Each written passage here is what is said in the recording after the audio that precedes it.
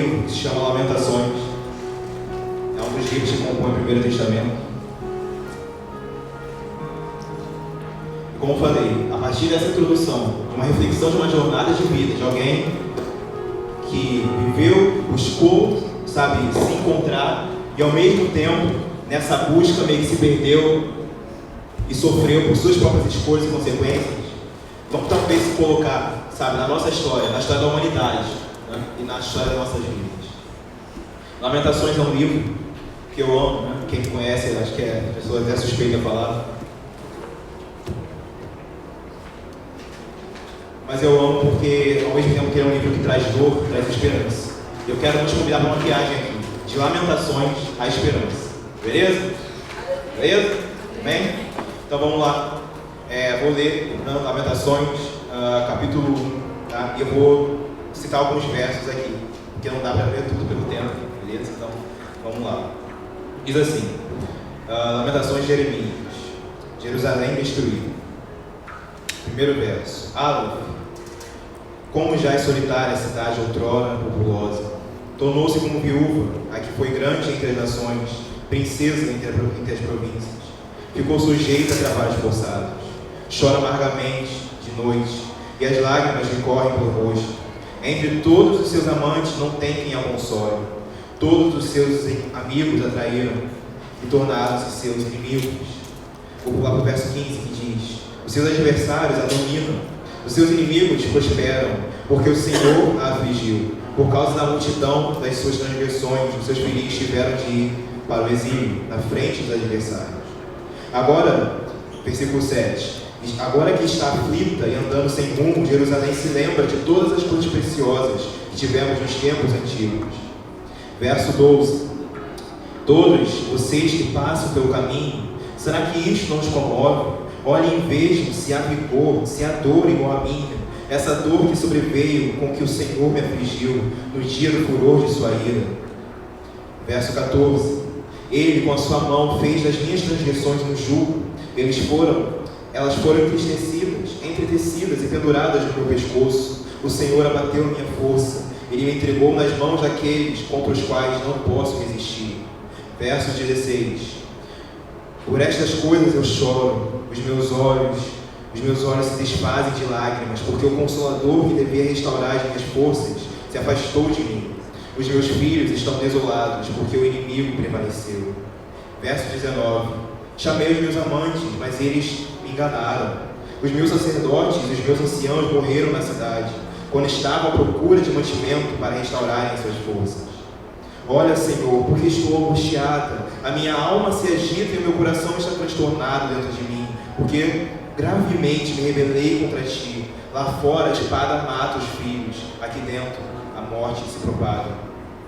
Só dando um contexto para vocês, Lamentações é um livro que se passa em aproximadamente 586 a.C., na época onde esse povo de Jerusalém estava sendo dominado por Nabucodonosor, e eles estavam sendo afligidos, perdendo a sua liberdade.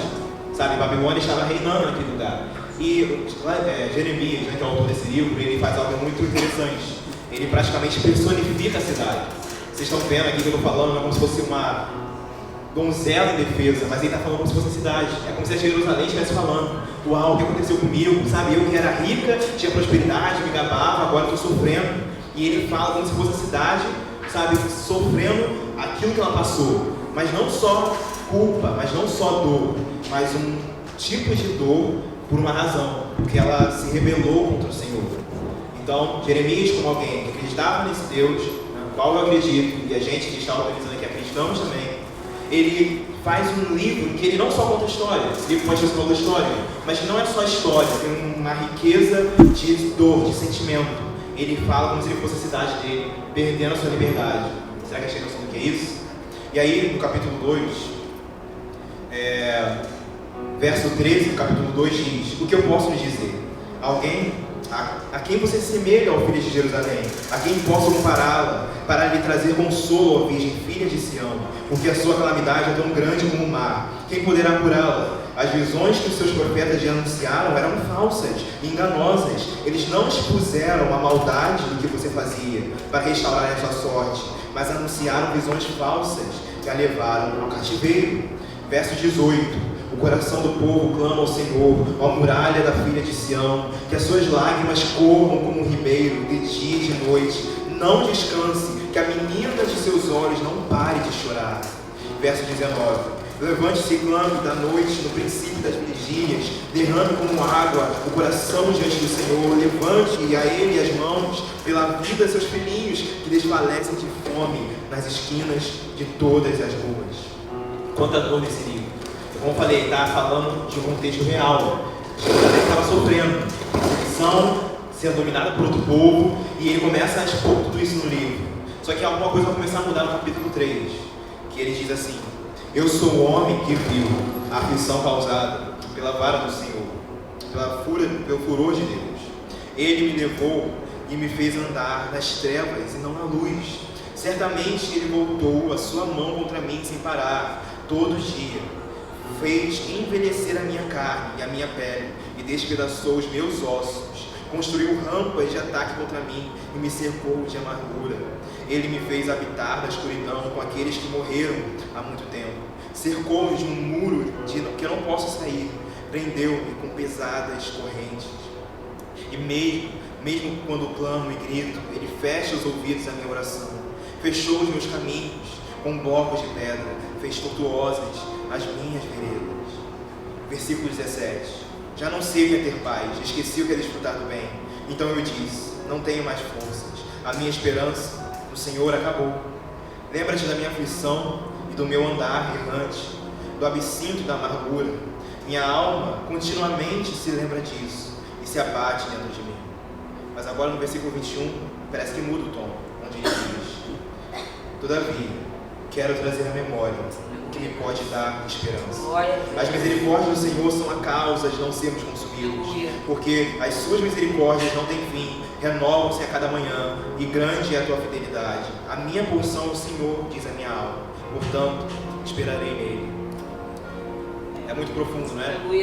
Como eu falei, está contando a história da sua cidade, e ele fazia parte da história dessa cidade. Eu estou fazendo aqui uma analogia com a história dessa menina. Ela também era livre, em algum momento ela se achava feliz, mas algo aconteceu no contexto de vida dela que fez ela se tornar dominada por aquilo que ela mesmo procurou. De alguma forma, aquilo que ela achava que era bom, aquilo que ela achava que iria definir sua identidade, iria dar prazer, liberdade, foi aquilo que a aprisionou. De alguma forma, ela foi abatida, mas não simplesmente porque ela foi inocentada, mas porque alguém que infelizmente tomou seu rumo. E a cidade de Jerusalém, há anos atrás, sofreu. E aqui Jeremias, ele expõe a culpa. Ele se coloca no parte daquele povo e fala: olha, eu sofri, mas porque eu me rebelei contra o Deus no qual eu digo acreditar. Meu Deus. Talvez a nossa hipocrisia possa ser a nossa pior inimiga. Aquilo que nos manipula pode ser o nosso velho eu, nosso coração enganoso, que a gente acha que é o nosso bem, mas que talvez quando se rende a ele, a gente se dá conta da escuridão que tem no nosso ser.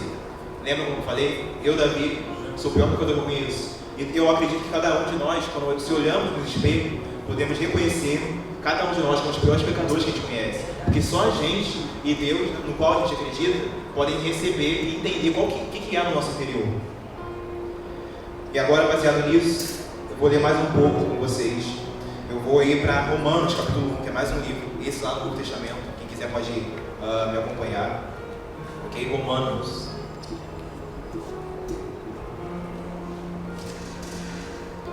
Romanos capítulo 1 diz assim: o célebre livro escrito pelo apóstolo Paulo de Tarso, ele diz: Paulo, servo de Cristo Jesus, chamado para ser apóstolo, separado para o Evangelho de Deus, que ele no passado prometeu por meio dos seus profetas nas Escrituras Sagradas. Este Evangelho diz respeito a seu filho, o qual, segundo a carne, veio da descendência de Davi, e foi designado Filho de Deus com poder, segundo o Espírito de Santidade, pela ressurreição de mortos, a saber, Jesus Cristo, nosso Senhor. Por meio dele, viemos a receber graça e apostolado por amor do seu nome, para a obediência da fé entre todos os gentios. Entre esses se encontram também vocês, que foram chamados para pertencerem a Jesus Cristo. Aqui ele dá uma introdução, né, e dá um resumo do que é essa mensagem do Evangelho. Como eu falei, eu não estou aqui para proselitismo, vou fazer uma troca de ideia. Em meio a tantas ideias que a gente vai ouvir, vocês vão ouvir aqui nessa universidade, e diferentes perspectivas, que a gente pode respeitar qualquer uma delas, mas em meio a tantas dessas, eu quero propor e compartilhar com vocês uma outra perspectiva. Assim como esse mesmo Paulo de Tarso aqui, há anos atrás, ele no meio de um grande anfiteatro, ele falou para os atenienses: olha, vocês acreditam em vários deuses, beleza, mas eu quero aqui falar para vocês de um Deus desconhecido. E ele compartilhou a mensagem daquilo que ele acreditava, daquilo que eu acredito, compartilho com vocês. Então, em meio a várias perspectivas de vidas, em meio a várias, talvez, soluções para a jornada do homem, da humanidade, que vocês vão ouvir aqui, eu quero compartilhar essa, que é o que a gente chama de evangelho. Só que o evangelho, tem que avisar vocês, ele não é leve, não, ele não passa a mão na nossa cabeça. Então, se esperam que seja uma mensagem que massageie nosso ego, desculpem, mas infelizmente o evangelho não é assim. Esse mesmo livro de Romanos, no capítulo 1, versículo 18, ele dá praticamente sintoma da humanidade. Ele diz assim, que a ira de Deus se revela no céu contra toda impiedade e justiça, nos seres humanos que por meio da injustiça suprem a verdade. Pois o que se pode conhecer a respeito de Deus é manifesto entre eles, porque Deus lhe manifestou. Porque os atributos invisíveis de Deus, isto é, o seu eterno poder e a sua divindade, claramente se reconhecem desde a criação do mundo, sendo percebidas por meio das coisas que Deus fez. Por isso, os seres humanos são indesculpáveis, porque, tendo conhecimento de Deus, não glorificaram como Deus, nem lhe deram graças, pelo contrário, se tornaram nulos em seus próprios raciocínios, e o coração insensato deles se obscureceu, dizendo que eram sábios, se tornaram tolos, e trocaram a glória de Deus incorruptível por imagens semelhantes a ser humano corruptível, às aves, aos quadrúpedes e os répteis. Por isso, Deus os entregou à impureza, pelos desejos do coração deles, para desonrarem o seu corpo entre si. Eles trocaram a verdade de Deus pela mentira, adorando e servindo a criatura em lugar do Criador, o qual é bendito para sempre. E amém. Então aqui, ele dá um triste sintoma da humanidade. Ele diz, o homem se rebelou contra Deus. E o homem é desculpado, porque Deus ele se manifesta de várias formas. Na natureza, nas relações, de alguma forma, né? O Evangelho expõe que há evidências para se crer. Ainda que a fé seja uma decisão, porque Deus não pode ser provado por uma conta de computador, não é algo que dá para provar caneta e papel, mas é algo que a gente pode perceber, é como um axioma. Obviamente a gente vai decidir crer, mas é como se fosse notório. Para mim também é. Quando eu olho a vida, quando eu olho a existência, para mim é. Então, só que mesmo sendo tão perceptível, algo em nós se inclina para se rebelar contra ele. Tudo que ele, com esse ser tão absurdo, tão grande significa. É como se algo em nós não quisesse acreditar. Porque acreditar nele, talvez, requeira um estilo de vida que vai contra esse coração mau que a gente tem. Entendem? Então, e não só nas minhas palavras que eu digo isso, né? Mas Tiago também vai dizer isso. Uma outra carta, né? Que faz parte do Novo Testamento, quem quiser abrir, Tiago 4, vou abrir aqui, diz assim, ele diz assim, Tiago 4, a partir do verso 1, de onde procedem as guerras e brigas que há entre vocês? De onde serão os prazeres que estão em conflito dentro de vocês? Vocês cobiçam e nada têm, matam e sentem inveja, mas nada podem obter. Vivem a lutar e fazer guerras, nada têm porque não pedem. Pedem não recebem, porque pedem mal, para esbanjarem em seus prazeres. Então aqui Tiago, né, mais um nome importante, né, das escrituras, mais uma pessoa influente, né, na jornada cristã, ele pega pesado e fala, olha, de onde é que vem a maldade no nosso próprio coração? Como eu falei, vocês vão ouvir e vão ver, né, várias formas de falar sobre a humanidade, sobre o que é que gera o ser humano. E várias pessoas vão ter várias opiniões sobre isso. Mas as escrituras dizem que nós somos maus. E meio a várias propostas de antropologia, né, que é de sociologia que vai saber falar disso muito mais do que eu, as escrituras têm uma antropologia própria.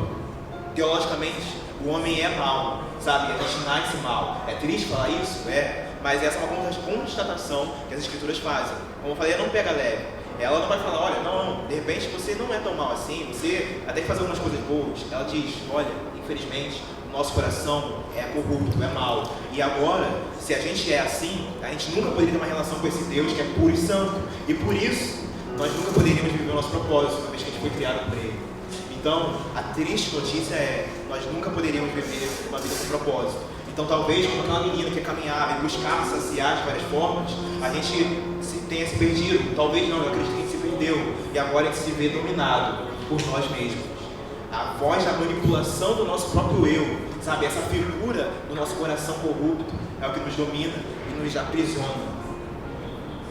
Só que há uma solução. Na mesma carta de Tiago, capítulo 4, no versículo 8, ele diz: mas cheguem perto de Deus, e Ele se chegará a vocês. Limpem as mãos, pecadores, e vocês que são indecisos, purifiquem o coração. Então, as Escrituras também colocam um convite. Ao mesmo tempo que dá esse triste fato, essa constatação de que nós somos vis, somos ruins, e que a gente nunca poderia chegar a Ele, ela faz um convite ousado: vem para perto.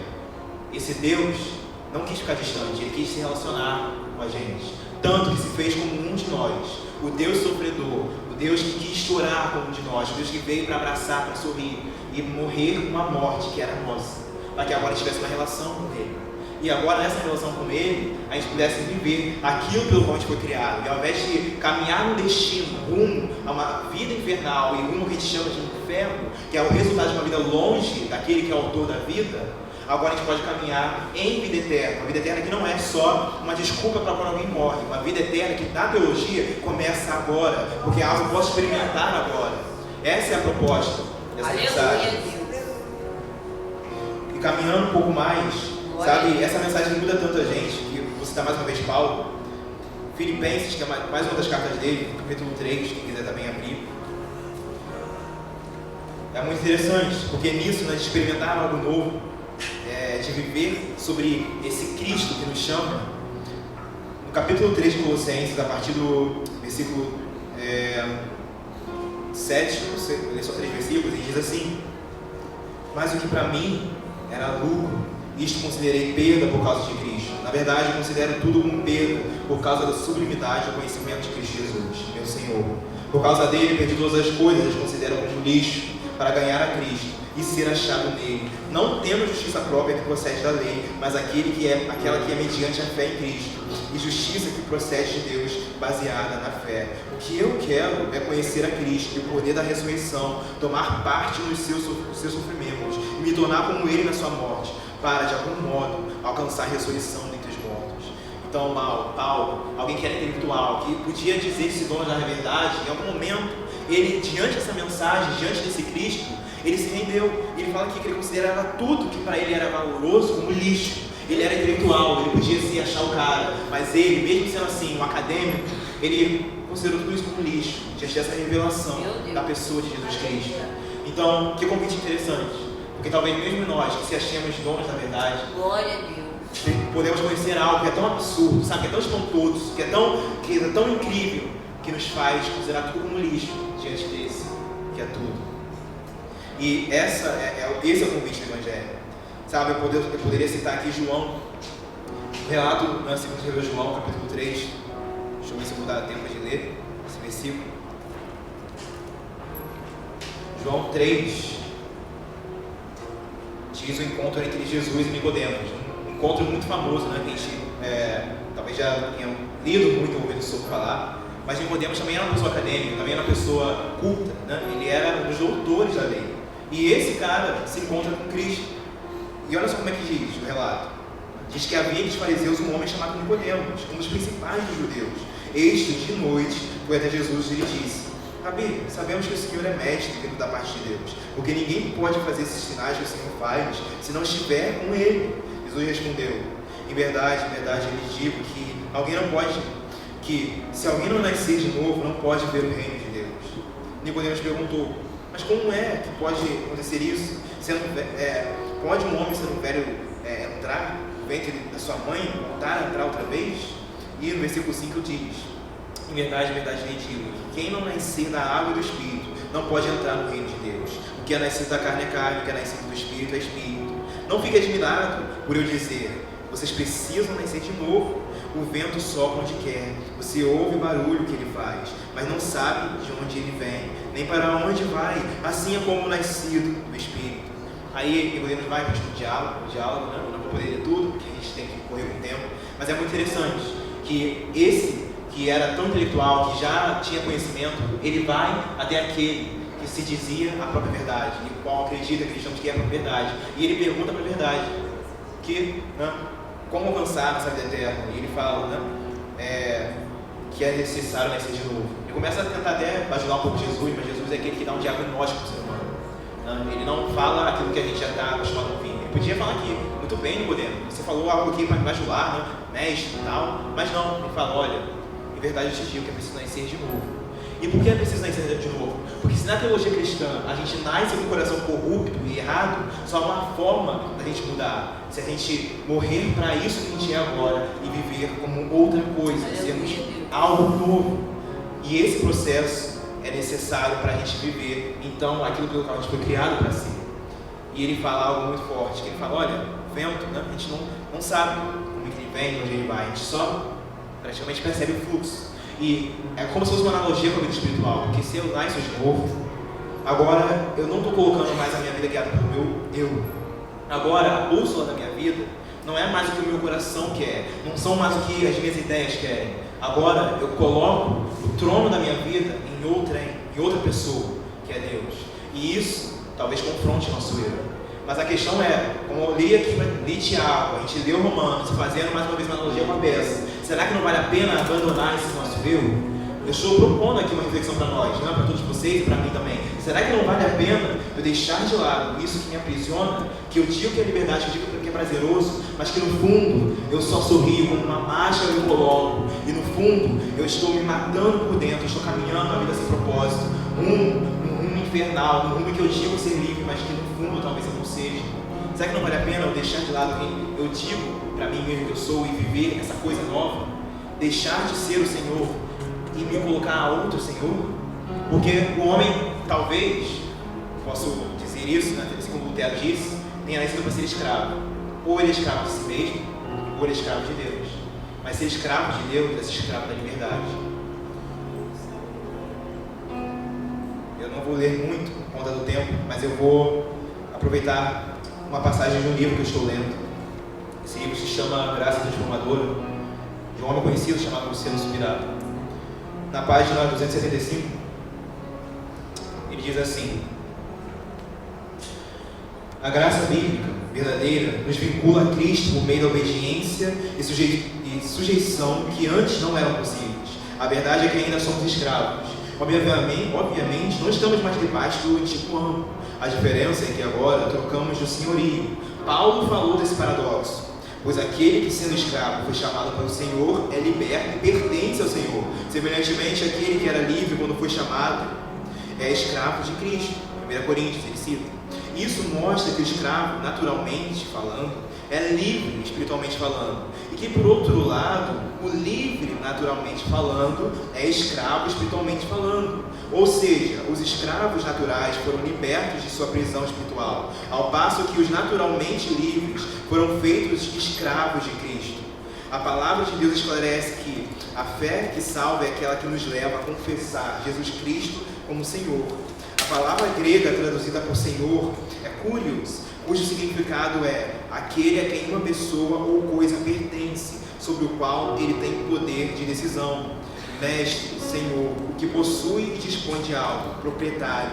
Esta é a expressão utilizada por um escravo para referir-se a seu dono e define a natureza da nossa relação com Cristo. Uau! E isso é muito forte. Você está falando, olha, talvez, e eu concordo, o convite do Evangelho seja: deixe de ser escravo para se tornar um outro tipo de escravo. Um escravo da liberdade, um escravo agora de Deus. Essa palavra é forte? Mas como eu falei, é necessário ser forte, porque se eu estou sendo escravo de mim mesmo, e esse meu eu tem me matado, me sufocado, feito eu ter uma relação cortada com Deus, com o meu próximo, para mim, para meu esposo Davi, vale a pena deixar de lado esse meu eu e me tornar escravo daquele que me chama a um outro tipo de vida. Uma vida que não é para olhar para o meu ego, não é para olhar o que eu desejo, não é o que eu quero, mas é o que Ele quer. É sobre amar para Ele e amar ao próximo como a mim mesmo. E eu concordo que para mim essa não só é a melhor forma de se viver, mas como é a forma de se viver. É o convite que o Evangelho faz. E a questão é, o que a gente vai decidir? Porque no final tudo é questão de escolha. Há várias propostas, há várias alternativas, como eu falei. E eu estou compartilhando aqui o que a gente chama de Evangelho. Eu vou ler um trecho, uma poesia de Fernando Pessoa, se chama Tabacaria. É muito grande esse poema, né? Então eu vou ler apenas 2 estrofes, 10 e 11. E Fernando Pessoa diz assim: vivi, estudei, amei até criei, e hoje não há mendigo que eu não inveje só por não ser eu. Olho a cada um dos andrajos e as chagas e a mentira, e penso, talvez nunca vivesses, nem estudasses, nem amasses, nem cresces, porque é possível fazer e realizar tudo isso sem fazer nada disso. Talvez tenhas existido apenas como um lagarto a quem corta um rabo, e que é raro para quem do lagarto remexidamente fiz de mim o que não sou, e o que podia fazer de mim não fiz. O dominó que vesti era errado, conheceram-me logo por quem não era, e não desmenti, perdi-me.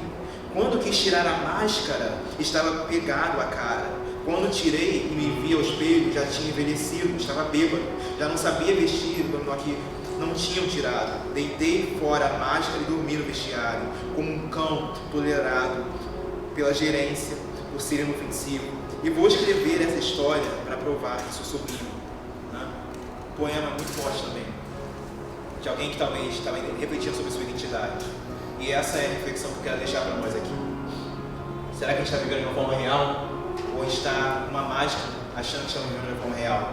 A vida acadêmica é uma grande jornada, você tem vários desafios, e vocês vão ter várias alternativas de como viver essa jornada acadêmica e da vida. Mas estou propondo aqui uma alternativa diferente, um outro estilo de vida, que é governado não pelo nosso coração, mas por Deus. Será que não vale a pena? Ele nos libertou do poder das trevas, nos transportou para o reino do seu Filho amado. Para a liberdade foi que Cristo nos libertou. Por isso, permaneçam firmes e não se submetam de novo ao jugo de escravidão. Porque nós, pelo Espírito, aguardamos a esperança da justiça que provém da fé. E porque vocês são filhos, Deus enviou o Espírito do seu Filho ao nosso coração. E esse Espírito clama: Abba, Pai.